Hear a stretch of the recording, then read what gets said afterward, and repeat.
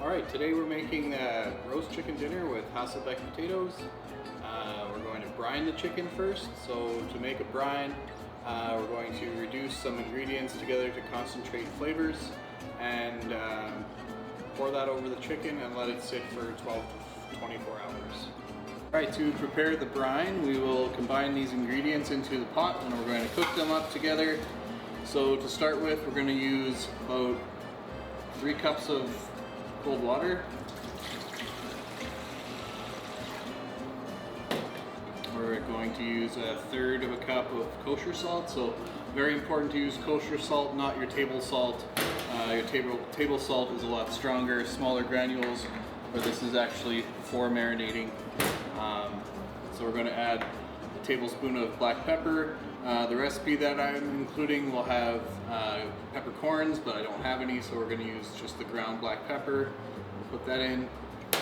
We're going to add some sections of lemon, so we're just going to quarter it. We'll give it a quick squeeze.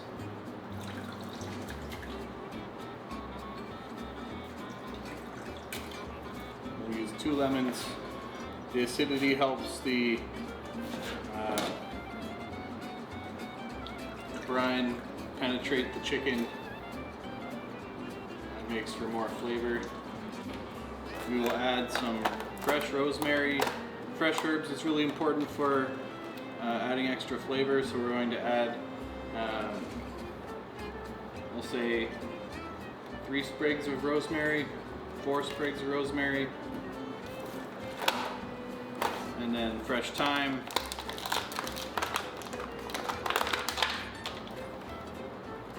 We'll add a nice bunch of fresh thyme, maybe 2 ounces. Get that in there. And then for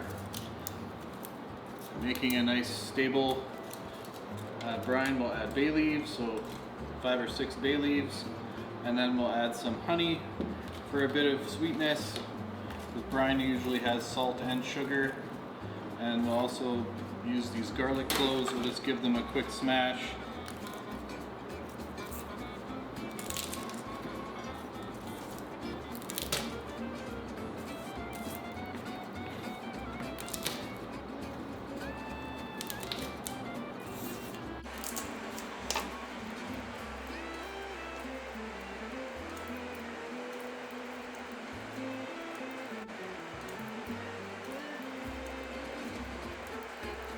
I think I did 6 or 7 cloves.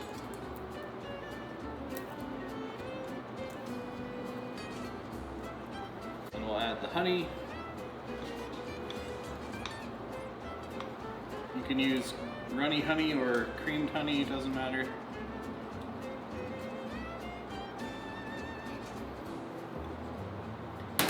And then we'll bring it to a boil on the stove.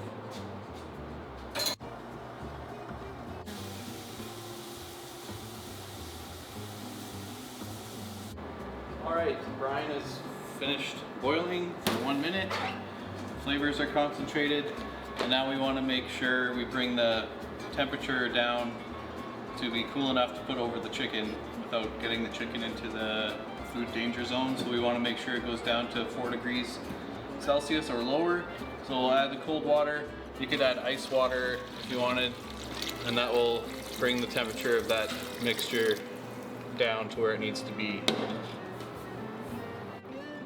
Okay, so our brine is cooled off. It's safe to put over the raw chicken. So we flip the chicken breast down. So if your brine isn't deep enough, then at least the breast gets the moisture. So we'll just pour that over top. All that salt and lemon and herb, pepper, garlic. Get all that delicious flavor into there. Get the herbs down in the brine, and then we will cover it with saran wrap and we'll put it in the fridge and let it sit for 12 to 24 hours. Okay, so our chicken has brine for 12 to 24 hours, breast down in the brine. We're going to remove it from the brine and drain as much of the brine off and out as we can. We'll pat it dry so that the butter and herbs that we're putting on will stick.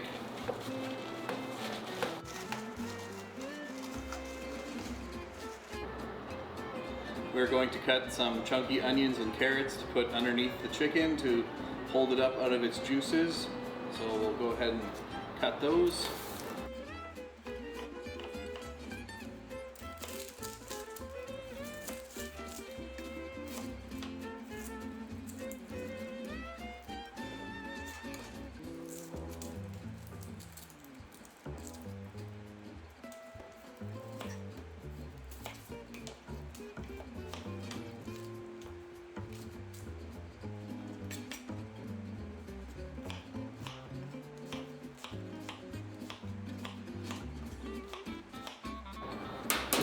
Alright, so we'll arrange these under the chicken.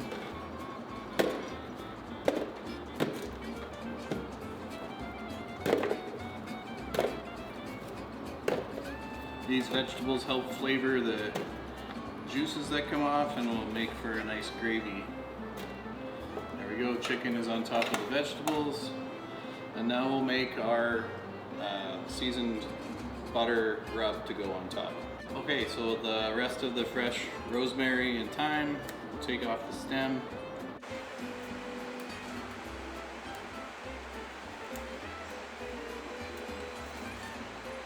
Doesn't have to be perfect, you can leave a little bit of stem on there. I'm going to chop it all up and mix it with the pepper and the butter.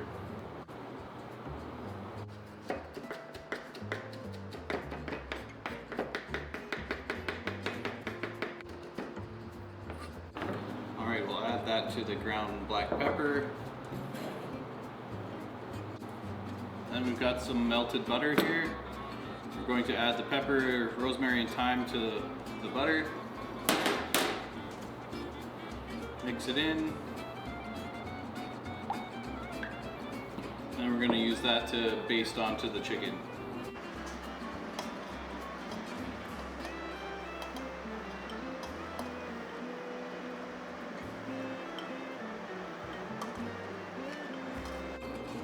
Make sure we get a little bit inside.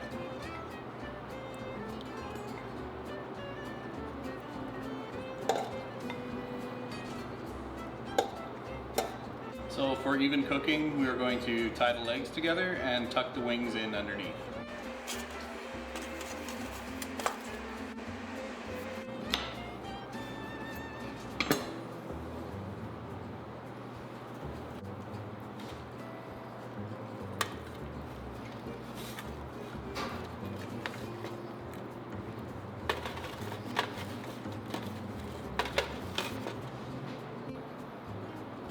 So now for our side dish that's going to roast in with chicken, we're going to make Hasselbeck potatoes. So normally I would use russet potato, but today I'm going to use red. Russet usually just comes out more crispy, but these are a nice size and they'll just be a little softer once they're cooked. But so for a Hasselbeck, you want to leave the back of the potato attached, and then you're going to cut thin slices all the way through. I'll maybe do them a little thicker than normal for red potatoes. So you want to cut all the way through, but not all the way through the back.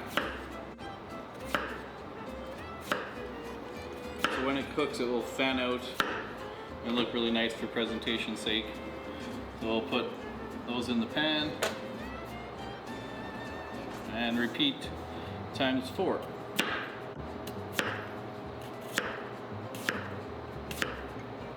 Or for however many people you're serving, make more potatoes. Oops.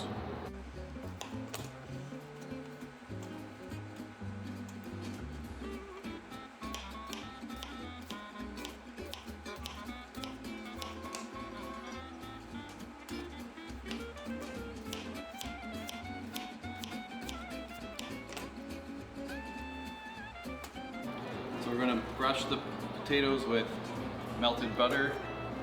I'm going to use the herb butter that we have left over from the chicken.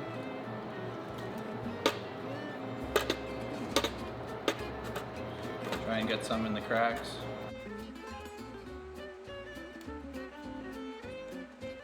And then we'll season them with some salt. Then we will have our oven preheated to 425 to get it nice and hot to kind of sear the chicken on.